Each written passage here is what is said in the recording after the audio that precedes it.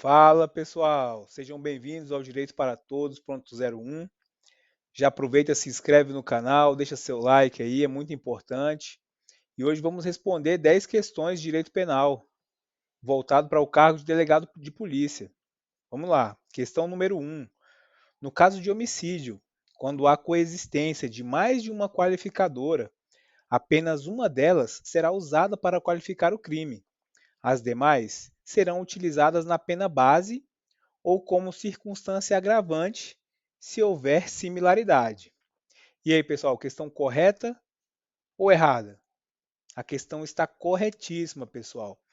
Essa questão cobrou um julgado do STJ de 2019. Esse julgado aqui, ó, STJ, essa Corte Superior de Justiça, orienta-se no sentido de que, se a figura possível, na hipótese em que reconhecida mais de uma qualificadora, a utilização de uma delas como um fim de reconhecer a forma qualificadora do delito e das outras para justificar a exasperação da pena na primeira etapa da dosimetria, sem que com isso se configure o bis in idem. Um julgado de 2019, então, questão corretíssima. Vamos lá para a segunda questão. O crime de perseguição, também conhecido como stalking, é um crime contra a liberdade pessoal. Tem como elemento subjetivo o dolo, não existe na forma culposa, e é possível a substituição de penas privativas de liberdade por restritivas de direitos. E aí, pessoal, questão correta ou errada? Questão corretíssima também, pessoal. É o teor do artigo 147 do Código Penal. Vamos lá, ó. Perseguir alguém reiteradamente e por qualquer meio, ameaçando-lhe a integridade física ou psicológica, restringindo-lhe a capacidade de locomoção ou de qualquer forma invadindo ou perturbando sua esfera de liberdade ou privacidade. Reclusão de 6 meses a 2 anos e multa. Vamos lá, terceira questão. O crime de ameaça praticado por marido contra a esposa, tendo em vista o entendimento jurisprudencial e conforme a Lei Maria da Penha, é processado por ação penal pública incondicionada, certo ou errado? Questão errada, né, pessoal? Por quê? Somente o crime de ameaça que não é processado por ação penal pública incondicionada. O crime de ameaça, mesmo que praticado contra a mulher, ele precisa de representação da ofendida. Então, questão 3 correta. Ó. Os crimes contra a mulher, no âmbito da violência doméstica ou familiar, são de ação pública incondicionada, exceto o crime de ameaça, que é de ação pública condicionada à representação. O STF entendeu que os crimes de lesões leves e culposas praticadas no ambiente doméstico contra a mulher são de ação pública incondicionada, afastando a aplicação do artigo 88 da Lei dos Juizados Especiais. O crime de ameaça permaneceu como sendo de ação pública condicionada à representação. Então, questão 3, errada. Vamos para a questão 4. De acordo com o STJ, a retratação da calúnia feita antes da sentença acarreta a extinção da punibilidade do agente, independentemente de aceitação do ofendido. Questão correta ou errada, pessoal? Questão corretíssima. É o teor do artigo 143. Vamos conferir. Do Código Penal. O querelado que, antes da sentença, se retrata cabalmente da denúncia, da calúnia ou da difamação, fica isento de pena.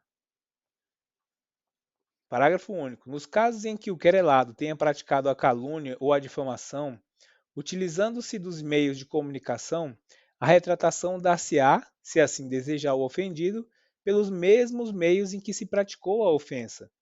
A retratação, a gente conclui que a retratação não é ato bilateral, ou seja, não pressupõe de aceitação da parte ofendida para surtir seus efeitos na seara penal, porque a lei não exige isso.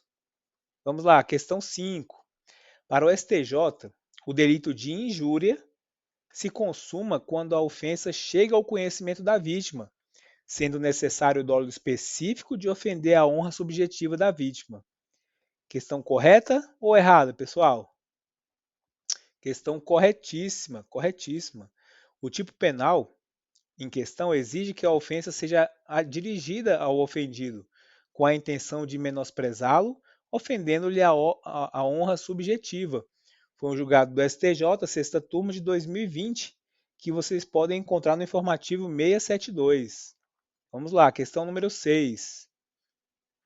Segundo o Código Penal, a ofensa irrogada em juízo, na discussão da causa pela parte ou por seu procurador, não constitui calúnia ou difamação.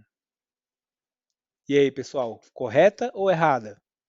Questão errada, pessoal. É o que diz o artigo 142, parágrafo, inciso 1º do Código Penal. Não constitui injúria ou difamação punível, inciso 1º, a ofensa irrogada em juízo, na discussão da causa, pela parte ou por seu procurador.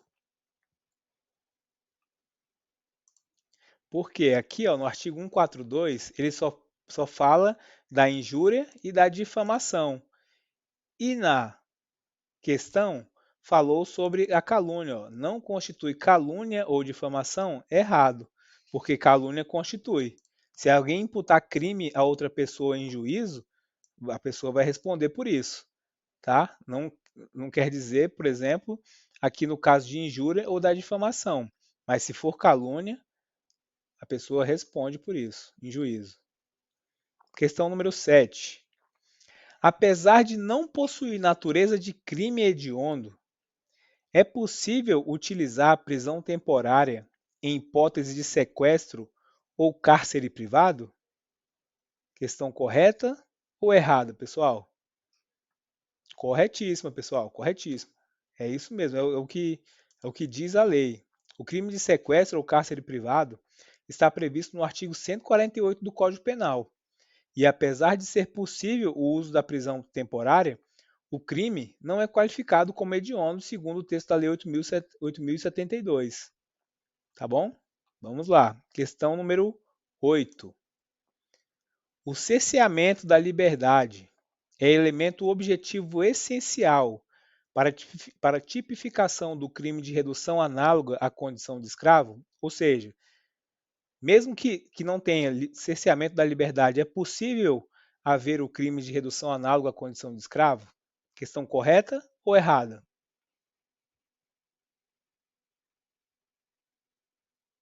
Questão errada, pessoal. Vamos lá no artigo 149 do Código Penal. Reduzir alguém à condição análoga de escravo, quer submetendo a trabalhos forçados ou a jornada exaustiva, quer sujeitando-o a condições degradantes de trabalho, quer restringindo por qualquer meio sua locomoção em razão de dívida contraída com o empregador preposto. Ou seja, a restrição da liberdade é apenas uma das modalidades de qualificação do crime, de tipificação do crime, que não se restringe a ela. Tá ok? Vamos lá, questão número 9. É inconstitucional a imposição da pena de suspensão de habilitação para dirigir veículo automotor ao motorista profissional condenado por homicídio culposo no trânsito. E aí, certa ou errada? É constitucional ou inconstitucional? A questão está errada, pessoal. Tem um julgado do STF falando que é constitucional, sim. Vamos lá. É o julgado de 2020, que a gente encontra ali no informativo 966.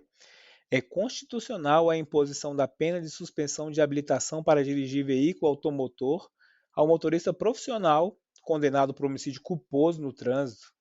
O direito ao exercício de atividades profissionais do artigo 5º, 13 da Constituição não é absoluto, e a restrição imposta pelo legislador se mostra razoável. STF, plenário, relator ministro Barroso, Roberto Barroso, julgado em 2020. Tá ok? Vamos lá, a última questão, questão 10. A ausência de exame de corpo de delito não inviabiliza, por si só, a pronúncia do réu quando presentes outros elementos de prova. Certo ou errado? Questão corretíssima, corretíssima. Também se baseia no julgado de 2020. A ausência de corpo de delito não inviabiliza por si só a pronúncia do réu quando presentes outros elementos de prova. STJ, quinta turma, relator ministro Jorge Mussi, julgado em 2020. É isso aí, pessoal. Respondemos as 10 questões. Agradecemos a atenção de todos aí. E não se esqueça de inscrever no canal, dar o like aí. E um abraço a todos. Até a próxima. Até mais.